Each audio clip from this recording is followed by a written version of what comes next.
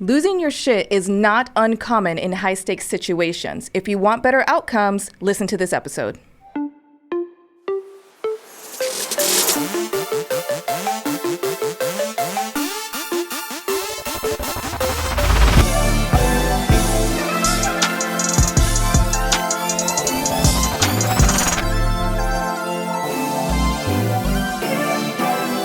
Hey everybody, welcome back to the Edgy Entrepreneur Podcast, where this season we're focusing on relationships. And we firmly believe that if you want to become a leader, an influential leader in your community, in your family, and at your business, then you need to master the art of relationships, right? So we are your hosts. I'm Daniel Tribby. I am a business owner in healthcare, and I also coach and work with other healthcare entrepreneurs.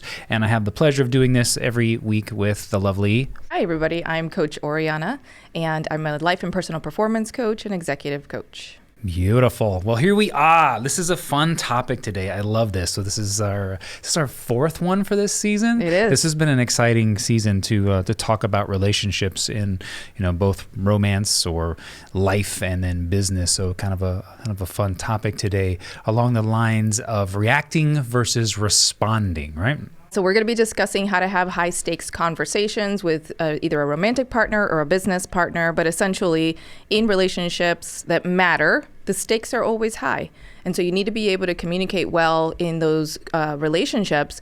But one thing that most people miss is the reality that in order to communicate well, you have to regulate your nervous system and you have to learn how to respond instead of react. Yeah, if you find yourself flying off the cuff and banging the gavel at work or at home, this episode is for you. If you find yourself very short-tempered and unable to communicate, and also people have an inability to communicate or no desire to communicate with you, this is for you. One of the things that I think is really interesting is that most people have a perception that they have no control over their reactions.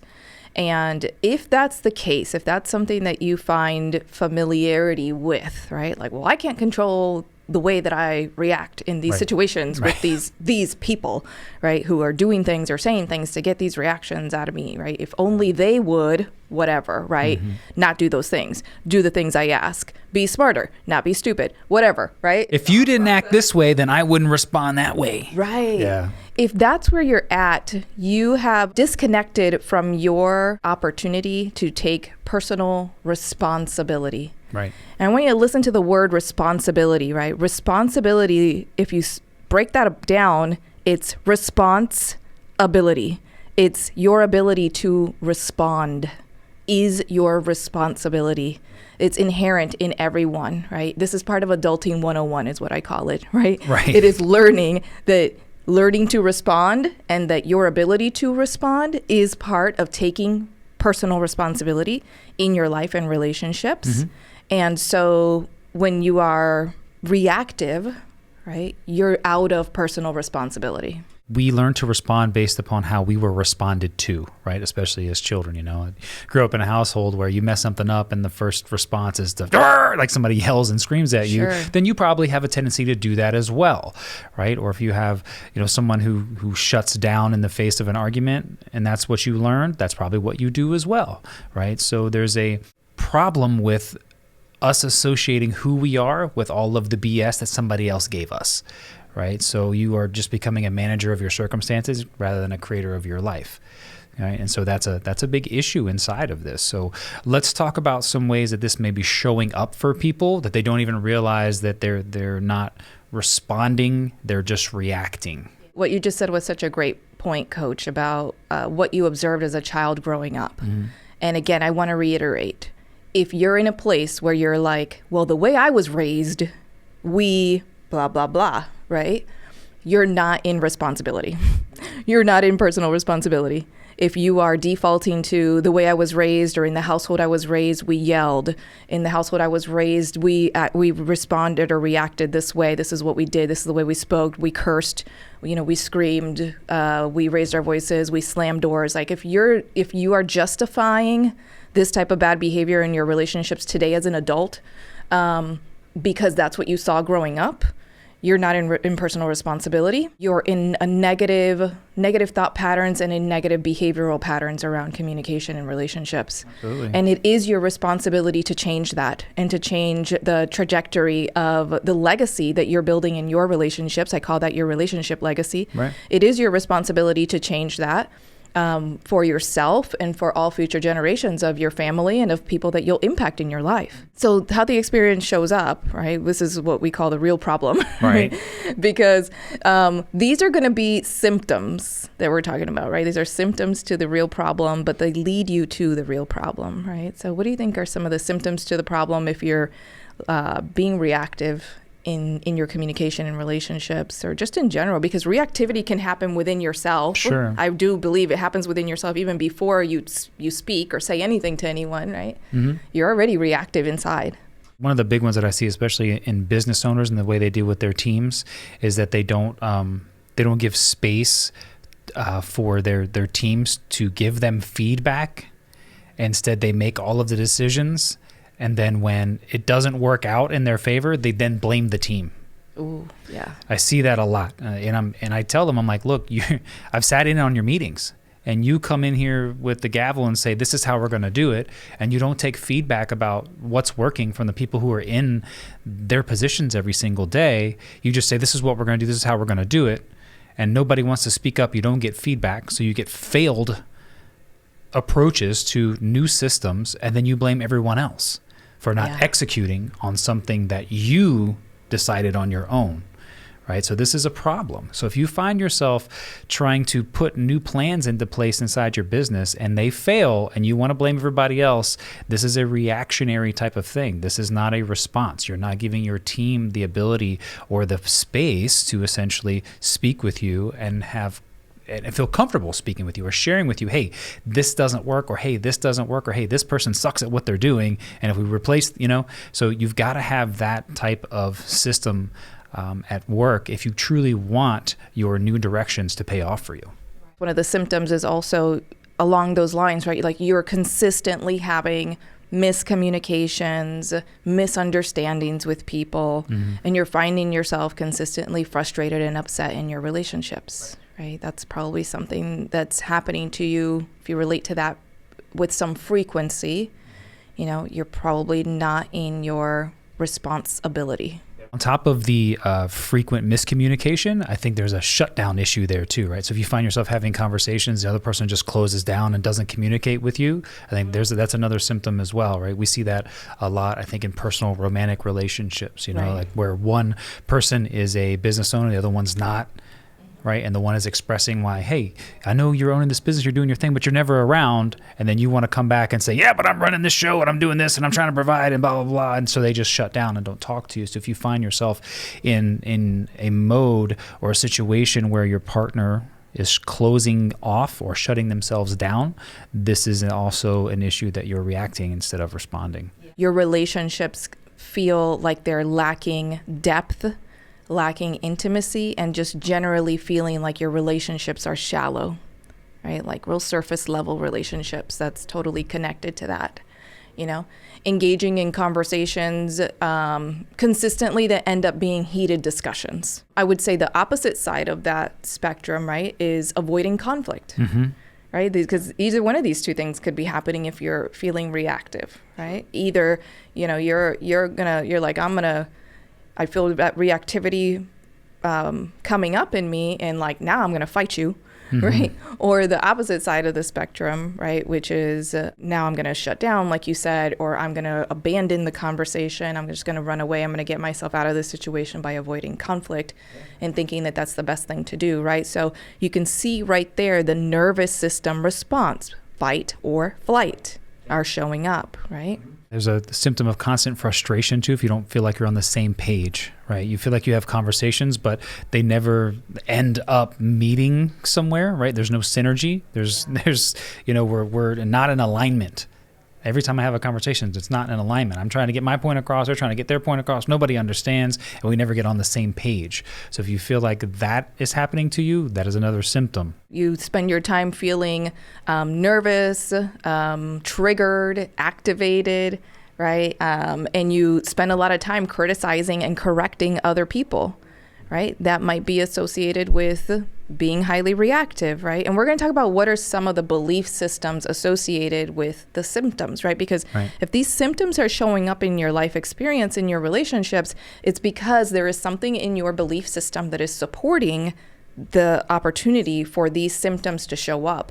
The symptoms are showing up to make you self-aware. Yeah. Right? That there's something in your belief system that needs to be addressed, that needs, more likely than not, that needs healing, right? And so if you can follow the breadcrumb trail, right, when you see like the symptoms, and then you're like, well, what are the belief systems associated with this symptom? And then you find the belief system, right? If you're finding a belief system that's like, I have to be right, then you're probably constantly criticizing and correcting other people. Mm-hmm. And if you think that, you probably also talk over other people. Right. You probably also disregard other people's opinions and feelings and feedback. And it's not uncommon for people to do these things, right? When they have this desire to be right all the time, right? I want you to hear me, see me, feel me, and understand me first, and I never want to have to listen to you. Okay, which is this is an issue, right? So if you want to be heard, you first have to hear. And this is what people get misconstrued, right? So if I desire you, Coach Oriana, to understand how I'm feeling at this very moment, and we're in the middle of this discussion, and it's a high stakes discussion, I first have to give you the opportunity to be heard. Mm-hmm. Right?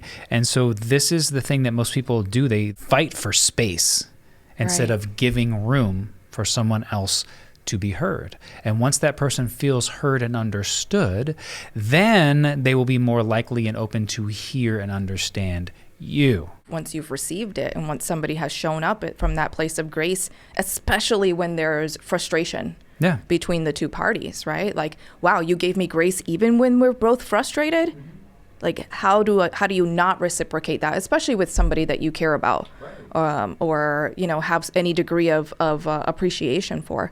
I think another symptom is you often find yourself arguing your position from a place of self-righteousness, right? And we see this a lot out in society right now, right? Like, I am right, you are wrong. Like you need to understand why this is the position that you need to be a part of as well. Right? And that type of energy, right? Like, I'm going to show you, I'm going to teach you a lesson. Yeah. You're going to learn today, right? Like going about your relationships with people you care about from that self-righteous energy place, right? You're going to kill the intimacy, right? Yeah, it's an ego conversation. Totally ego driven. And it's not just, right? Like when I want people to understand, when I say intimacy, every single type of relationship has different levels of intimacy, not just romantic, right? Intimacy isn't just physical romantic contact, right? Sexual contact. That's not what I'm talking about. You have a level of depth and intimacy in your friendships. That's what makes them special. That's why they're friends. You have that in your business relationships. You have that with your children, right? You have that with your romantic partner. You have that with your parents, with your siblings. There's different levels and different types of intimacy. If you're coming at your relationships like, I am right and you are wrong, and you will see my position, and you need to be able to do this thing this way, and you will change your behavior once you see that you're wrong. Like, that's your position. Yeah. You are disconnecting yourself from other people, and you're pushing people away. It creates a lot of guilt and resentment and bitterness. Let's be really, really clear here. Your ego is the thing that's trying to distinguish between right and wrong based upon your hierarchical self-perception. Yeah. Right? In the real world and in real conversation, if you let go of who's right and who's wrong and start searching for other people's perspective, you're going to have a very different outcome. Right? Because people are explaining how they feel from a perspective that you may or may not have. And if your perspective is the only thing you're coming to the table with, then you're missing out on a lot of things. Right? Yeah, so much. Yeah, so it's like going to the top of the Eiffel Tower and just standing in one spot and looking straight out and never going around the rest to see what else is out there. You have tunnel vision, and it's only concerning what it is that you want. And that is an egotistical driven type of outlook versus giving the time and the space to understand why somebody else may think differently or see things differently or have a perspective. Not that you have to take on their perspective, but I guarantee you that your reactionary responses will go way, way down if you take time to appreciate other people's perspectives and understand where they're coming from and how they think. Right and wrong goes away at that point. You start to realize that your perspective was shaped through your personal prism. Your prism is made up of how you were raised, the lifestyle that you grew up in, the lifestyle you currently live, the level of education you have, the family style that you grew up in, everything about your upbringing. Right. And so to be able to actually look at the world and your relationships with other people and say there's only one right way of thinking, being, and doing. Holy shit. Are you kidding me right now? Yeah. Nobody else had a different type of upbringing, belief system, family structure, right? Socioeconomic status growing up. They could have shaped a different perspective and given them a different prism from which to see the world. You know, if that is where you're operating from, I really want you to see how that's limiting you from your ability to create depth, connection, and intimacy in your relationships to the extent that those relationships will allow you to advance your life, right? Because a lot of people, you know, they won't lean into relationships, or they're resistant to leaning in because they have this perception that if I lean in, I'm giving you what you want. Right? And I'm like, please understand, if you lean in, this is about you getting what you want out of this relationship. Right? And it's the moment that you lean in, then you'll start to see that. But the idea is like, if I listen to your perspective, if I even acknowledge that another perspective exists besides mine, then I'm saying that there's a chance that I'm not right. Right? And again, like Coach was just explaining, it's a very ego-driven perspective. It's only our egos that are seeking right and wrong. If you're living this life, you probably have all kinds of physical symptoms. You have anxiety, you have depression, you have stress. You might have experienced chest pain, high blood pressure, headaches. You could be shaking, having poor sleep. You're ruminating over what people said. This used to happen to me a lot when I would get into conflicted situations when I was younger, especially in my 20s. I would have conflicted situations, particularly with people that were older than me. Part of this came from my belief system that I needed to always respect my elders. And so in that belief system, and in lacking the communication skills to defend myself in the face of situations where I should be standing up for myself, I wouldn't. Right. And so I would find myself later on, right, I'm brushing my teeth, I'm in the shower, I'm going to bed, whatever, going, man, I should have said this, right? And like in my head in that way, in a way that was taking away my peace, right? Taking away my peace. And so it wasn't until I took my power back, right? And I started to stand up for myself, and I started to think of my energy as and my power as being mine, something that nobody else could actually impact or take away from me unless I allowed them to, right? And when you start to show up that way, one, people really don't mess with you as much as they do when you walk around with a weak energy field around you, right? Like we're literally talking about what people refer to mainstream as BDE, right? Like when you walk around in your personal power, you just get less pushback from people around you. But when you do, you know what to do. You know how to respond to that, right? You don't have to lose your shit. You don't even have to create a scene, right? You know, like I could put somebody, I could give somebody feedback about, you know, them crossing my boundary by whispering it in their ear, right? You know, and sending them on their way. I don't need to create a scene somewhere, you know? And so when you walk around in your personal power and you recognize it's not something that anybody can actually take away from you, it's only yours to give away if you so choose, then you end up having different types of experiences in life. In order to do that though, right, you gotta rid yourself of some of the limiting beliefs that are keeping you in a reactionary way. Absolutely. Keeping you behaving reactionary, keeping you believing that that's the only way to be, right? I mentioned earlier, there's another way to be, there's another way to live, you know, but you have to learn it. You got to rid yourself of some of these limiting beliefs. What are some of those belief systems that are keeping people reactive? That desire to be right, Right. It's that desire to be correct, this desire to be higher than, holier than thou, that type of situation. So that's definitely a thing. And people are like, oh, I don't need to be right all the time. I just need to be heard all the time. I'm like, stop.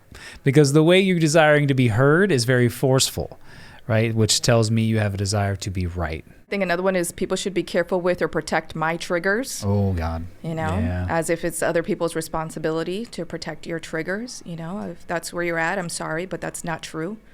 It's your responsibility not to protect your triggers, but to heal your triggers when they become revealed to you. Mm-hmm. That's how you protect your triggers and you protect yourself. And again, you take your power back in taking personal ownership and responsibility over protecting your own triggers and not expecting people to tiptoe and walk on eggshells around you so that they don't touch your triggers. That's your stuff. Own it. You can take ownership of your triggers yourself by simply telling the person you're having a conversation with, hey, something about this conversation is registering really like raw with me, or it's bringing up a pain point for me. I need a minute to process that. Let me, because what you're saying just registered something in me, and my reaction right now, or my feeling right now, is to react by either yelling at you or shutting down. And so I need a minute. Right? And there's nothing wrong with doing that. I don't care if it's your boss at work, or it's a coworker, a manager, or a friend, or a romantic person at home, or even your children, right? Take that time. You're in charge of your own energy when it comes to that. So if you choose to react to that and make somebody else responsible for your bullshit, okay, that's soft shit. But that is part of protecting yourself, right? Is being able to say, hey, what you just said made me feel some type of way and I need to go take care of myself, or I need to go process. That is part of protecting your inner child. It's part of protecting yourself, right? I'm not saying that you have to heal every trigger that you could possibly have so that nobody will ever touch it. You don't even know what your triggers are until they get revealed to you. But it's like a boundary. This is you basically saying, when you feel the trigger come up, you will address it on your own, rather than saying, oh, I'm feeling triggered. Don't you ever do that thing again. Yeah. Right. Other person. That doesn't work. You're going to live a very unhappy life. Right. Right. I think other limiting beliefs are going to be things like it's their fault, right? Blaming the other people. It's their fault that, they're always triggering me. It's their fault that I react. They're the ones that make me react this way, right? If they wouldn't say or do those other things, right? Anything that blames other people is keeping you in a reactive state of mind, reactive thinking, and impulsively reacted with your nervous system, right? So it's like, I can't control my reactions, that type of thinking, right? If you really believe you cannot control your own reactions, right? That's like saying you can't control some type of bodily function, right? Well, a reaction comes from your nervous system. That is a bodily function, right? When your nervous system is becoming activated, you can tell, right? Pay attention to your body, what's happening in your body. Coach, what would you say, what are some of the nervous system indicators that you experience when you are becoming reactive? For me personally, I will go one of two extremes. I will just be like, yeah, whatever, you're full of shit. I'll shut down. And I'm like, I'm not even going to listen. I'm not going to entertain this anymore. Piss off. Like that's pretty much it. The other side of that is I feel myself getting flushed. I feel like the tingles, right, which is my nervous system being activated. Right. I feel anger. Like I feel the things like welling up inside of me, and I want to, I want to let that go. Like I want to blast off on you right now. Yeah. But then I use my moment to say, okay, internally that's what I feel. But externally, if I do that, what am I seeking to do? And usually what I'm seeking to do is just exude power over somebody. And that's it. That is egotistical in its nature. And so if you do that to people, you are not getting your way because they respect you. You're getting your way because you threw a tantrum like a damn 2-year-old. I feel myself breathing really shallow, right? Breathing from the top of my chest, air not really going into my lungs. I feel myself sweating. I get flushed and hot, right? And usually it's a progression, right? So I've become much more self-aware now to where I notice, like in that progression, where I get to the point where I need to walk away now. Right now, because I don't want to, I'm the next stage is me not showing up as my best self. Right. And I don't want to get there, right? So it's like, this is where I need to hang up, right? Or this is where I need to leave leave the room or otherwise, right? But I mean, for the most part, I want you to also, for those of you listening, really take this down to everyday situations, right? What's happening to you in your body when you're driving in your car and it's bumper to bumper traffic and everybody around you is driving like an idiot except for you, right? What's happening to you when your kids or toddlers are screaming and crying and arguing and fighting, or your pets or your teenagers or whomever, right? What's happening to you in your body when you are about to give a big presentation, about to give a big speech, about to go on stage in front of a bunch of people, right? Like a big part of my career has included public speaking, right? And I remember I was going in front of an audience of about 600 people at one point in time. And oh my gosh, I was sweating. I went like really within myself and got like really quiet. I was like, I need to be alone right now, And they're like, Oriana, you're up, And I'm like, right? breathe. Right. And it's like in those moments where the stakes are high and you are about to have to perform, business, personal, whatever it is, and you feel your nervous system getting activated, what are you doing about it? Because you do have control over it. Yeah. One of the big things that I do is I try to tell myself, and I try to recenter. Like I just think to myself, calm, ease, balance. Calm, ease, balance. And I say it in that very soft, like late night radio DJ voice, right? Calm, ease, balance. Calm, ease, balance. And you have control over your own energy. You really do.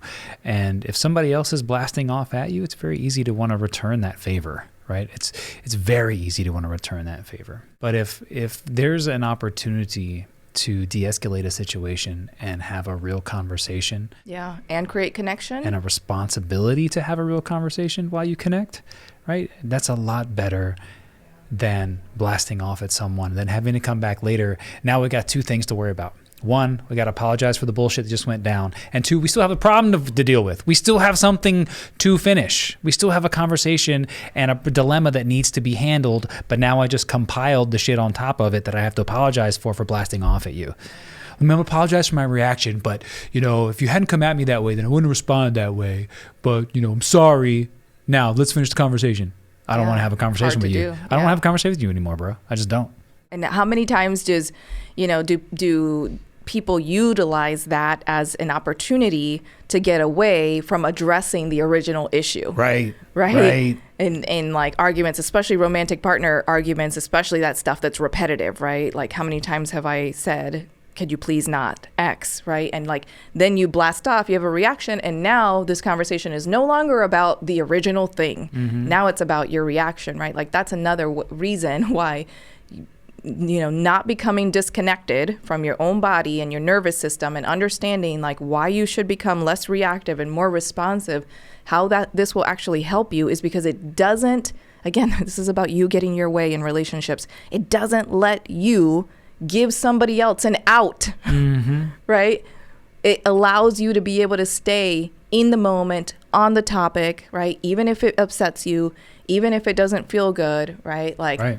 I'm going to get at that problem because I'm not going to let you get me reactive, right? And get a reaction out of me to divert the attention and energy now onto a new thing. Let's discuss some ways that you guys can manage these high stakes situations. What are some things that you can do internally or even in your conversation to gain clarity so that you can move towards synergy, right? There's an author out there, her name is Byron Katie, right? And she has kind of a 3 to 4 step question process that you can move through.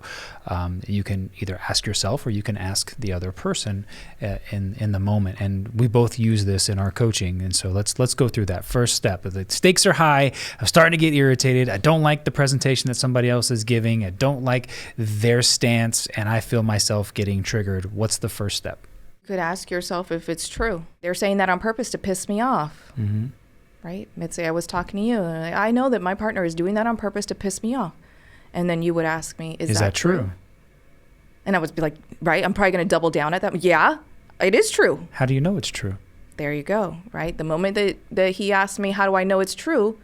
Now he's asking me to look for evidence, right? So what is the evidence that my partner is doing this on purpose to piss me off, right? All of a sudden, I'm like,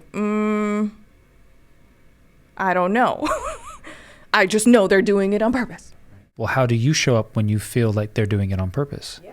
Well, when I tell myself the story that my partner's doing this thing on purpose to piss me off, I probably don't show up as my best self. How do you show up then? Right? I probably show up angry. I probably show up standoffish. I probably am doing or showing up in all kinds of different categories of ways that I consider to be prickly, right? I'm probably not showing up feminine in that conversation with my partner, right? I'm probably showing up much more masculine than I would like to as a feminine woman, which means that I'm putting myself in a competitive position with my partner, which is not going to allow me to get my way. So how could you show up in the future that might change that? Softer, more understanding, more open to considering a different perspective. I could listen more, right? And so the point is to either you could help somebody move through this, or you can move yourself through these series of questions. Exactly. Because it pulls you out of the situation and it allows you to kind of see yourself through a third-party perspective. It forces you to put your brain in the position to have to look for evidence that the story you're telling yourself is true. And 9 times out of 10, you're not going to be able to find evidence that your story is true because our stories are irrational. Let's extend this. Let's say that you're the manager and I'm coming to you with a complaint about another employee, or you're the boss, right? And I'm like, yo, Oriana, Vic is being an asshole. He's not doing his job. Vic is our podcast producer, by the way, so he's laughing right now. So Vic's not doing his job. He's being an asshole. And I say, is that true? Yeah. How do you know it's true? Because he didn't show up on time like he was supposed to. But here's the question, though. Do we know what Vic had going on? Did we ask Vic? Did Vic had something with his child, and he's got 7 or 8 of them? Like, does he have something with his children, right? And does he have is he been sick? Has he been struggling in some way? We don't know why Vic is showing up that way. Does that one behavior of being late make him an a-hole, right? Like, is that commensurate with the perception of him? But then the next question is, well, Daniel, how is it that you're showing up in face of this? Mm-hmm. And then now I have to be honest about my reaction. Because if he's showing up a certain way, then chances are I'm showing up equally that way or even more so. Yeah. And then the last stage is to help me understand, okay, well, he's doing one thing, but I'm equally at fault because I'm responding this way. And what response could I give that would actually lead to having a better outcome? And once you flip that around on somebody, once you do that pivot where they start seeing a situation for really what it is, and the fact that they're showing up a certain way and not holding accountability for themselves, right? Until you do that, they're going to continue to have a complaint. As soon as you flip that, then people can pivot the way that they think about that process and how they show up. And instead, I can go to Vic and just say, hey, bro, I just have noticed that you've kind of been showing up late lately. Like, is everything okay? Mm-hmm. Right? And now I'm compassionate. Right. And not now prickly. I'm showing up as a human being. This is what people need to understand. Anytime that you show up on offense, right? Explain to me why, right? The moment you show up on offense, you force somebody to become defensive, right? So you can't show up on offense and then when they become defensive, now all of a sudden, well, you have an attitude problem. No, bitch, you have an attitude problem. You have an attitude problem, right? Like you showed up. And round and round we go. You showed up prickly. So now somebody has to be defensive. Now they feel like they're being pushed up against the wall. They have to explain. Even the kindest and most respectful person is gonna have some type of reaction when they get pushed up into a corner. It's only a matter of time. That is part of creating a container, right? Where people can feel that they can express themselves honestly and genuinely without being judged and without experiencing negative consequences. So. Yeah, this is a big one for me, especially as a male, right? Because men, a lot of times when they express, they have trouble expressing themselves. Every woman's like, I just want a man who will be emotional or express himself. And then when he does, that gets held over their head later. Yeah, well, right? then she doesn't know what to do with it. Right. It's like I can't tell you exactly how I'm feeling or what I'm going through for fear of you holding it over my head or making something my fault. right? And so when that happens, you have a male who will no longer communicate how he feels because you don't know what to do with it. And so when you ask him the question, you know, hey, I really want to talk about that, the response you're going to get is, doesn't matter what I think. And they're going to shut down. So that should tell you right away, if somebody ever says to you, well, I don't want to talk about it because it doesn't really matter how I feel, you're not going to listen to me anyway. If somebody comes at you that way, the initial response is to get frustrated and be like, well, I guess we'll never figure it out then since you don't want to fucking talk about it. Like, you can't do that. The reason that they're not going to talk to you is because they don't feel like you're going to listen to them. And so they feel like it's falling on deaf ears. So like you said, you have to create a container of safety, a space, if you will, where people can talk and understand that we both are two mice in the same maze trying to find the cheese together. You have the same desired outcome, you know, which might be increased closeness or the resolution of a problem. But if you position yourselves as we're working against one another to resolve this problem instead of we're working together to resolve the problem, right? Then those are two very different perspectives from which to approach a conversation. You know, and again, if you show up on offense, your partner is going to be on defense. If you're showing up offensively, you're showing up to get something.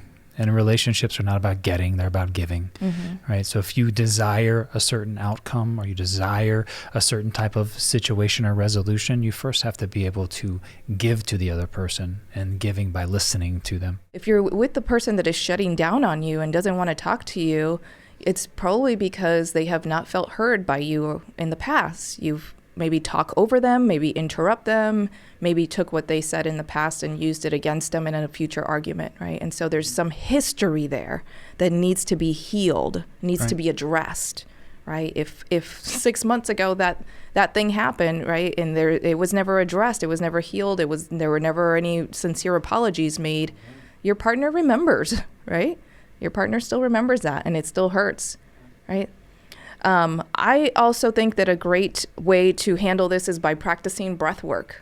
Yeah. You know, that's basically my go-to strategy for regulating my nervous system, right? I need to breathe. I need air, right? The very first thing that I notice is that I feel like I can't breathe. I feel like I don't have air. And for most people, like just on a day-to-day basis, most people aren't breathing as deeply as they could and getting the maximum oxygen intake that they should be, right? Yeah, absolutely. So learn how to breathe, my friends, right? And when you learn how to breathe properly, you can actually keep your nervous system at a more consistent level of regulation, right? So that when you, let's say, for example, you're driving through a heavy traffic and it's frustrated, if you get your nervous system activated in that stage of your day and you're just starting because you're just commuting to work, you're literally walking into your office and to interact with your team with your nervous system already activated.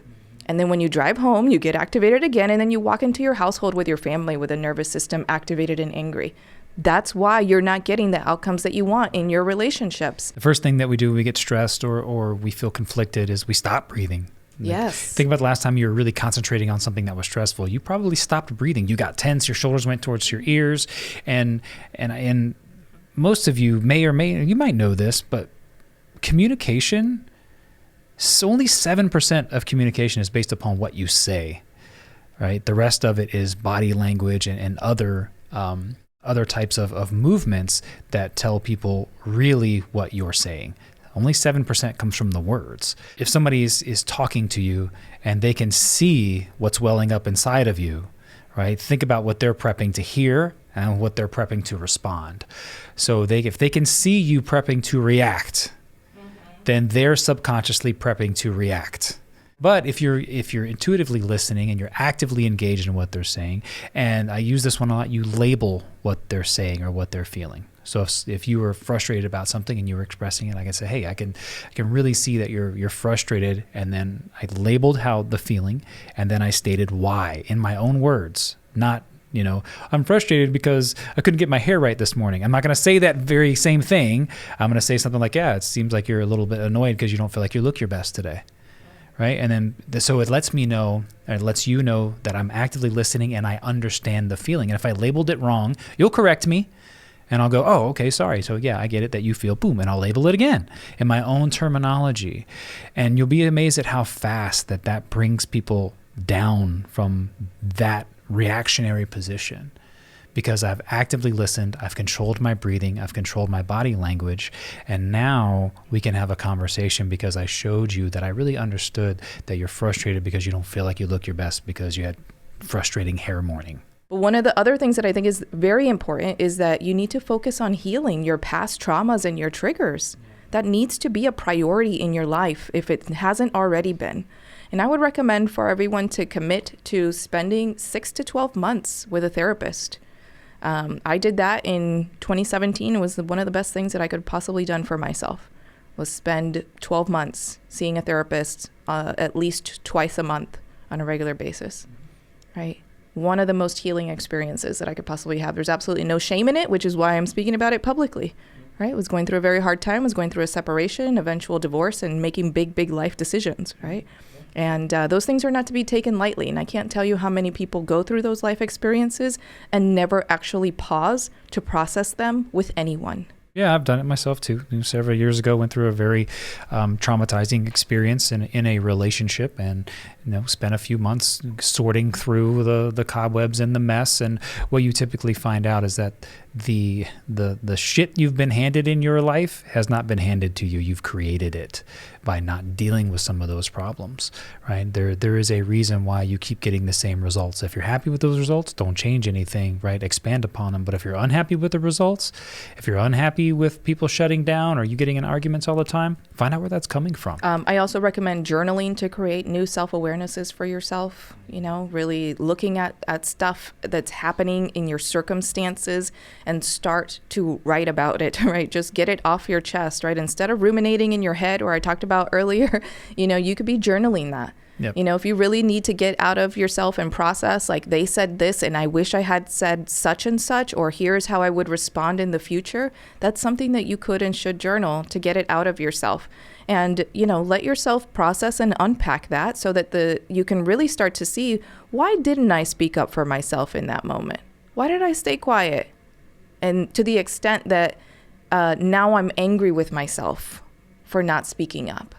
Right? Which is a clear indication that you should have spoken up for yourself. Okay, maybe I didn't speak up for myself because I didn't know how. I didn't know what to say in the moment. I was so taken aback by the thing that they said that I couldn't process fast enough a response. Okay, well then write about that. Mm-hmm. Journal. If this ever happens again, this is what I would say. This is what I would do. This is how I would react. This is how I want to show up. I don't want to show up in this other way. I don't want to laugh it off and act like I'm okay with what was just said. You could also talk about what you've done to help regulate your nervous system, right? I strongly believe in prayer and meditation, really praying for wisdom. I pray for discernment. I pray for emotional fortitude, and I build my spiritual foundation, right? That has been tremendously helpful to me. I did have a foundation already from childhood, but I strengthened that, and I choose to do that as an adult, right? And that has made a difference for me. And then learning to meditate and take on a daily meditation practice. It's a practice because it's not easy especially when you first start.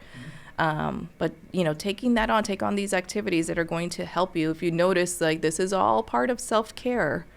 This is all part of caring for yourself, caring for your nervous system. Your nervous system it's an integral part of your body, and it plays a huge role in the experiences that you're having on a day-to-day basis, right?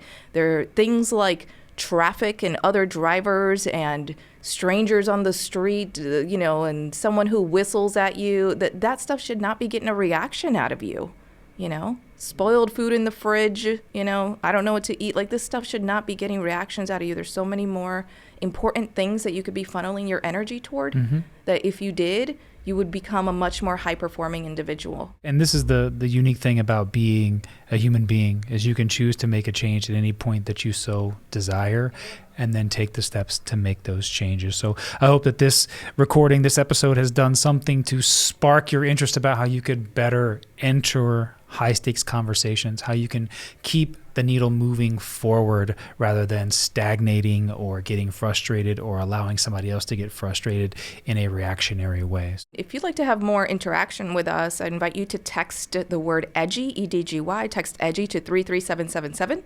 And you'll get a link to join our Facebook community where we have more conversations like this and others, and we go live at least once a week. We do live coaching and we do other things where you can actually get more engagement with us. Absolutely. Beautifully said. We'll see you guys next time with some more relationship stuff inside the Edgy Entrepreneur. Take care, everybody.